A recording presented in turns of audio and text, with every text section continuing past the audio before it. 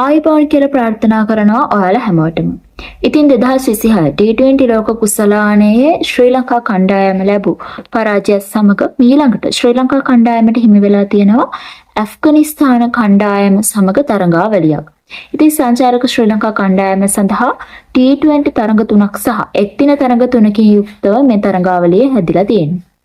ඉතින් ඒ අනුව පළවෙනි T20 තරඟය පැවැත්වීමට නියමිත වෙනවා මාර්තු මාස 13 වන දින. දෙවැනි T20 තරඟය පැවැත්වෙනවා මාර්තු මාස 15 වන දින සහ තුන්වෙනි T20 තරඟය පැවැත්වෙනවා මාර්තු මාස 17 වන දින.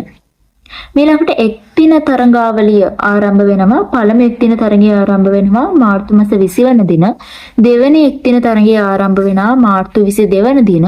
තුන්වෙනි එක්දින තරඟය පැවැත්වෙනවා මාර්තු 25 වන දින. ඉතින් මේ එක්දින තරඟ තුන පැවැත්වෙන්නේ ඩුබායිහිදී. ඒ වගේම T20 තරඟ තුන පැවැත්වෙන්නේ ස්වරාජ්හිදී.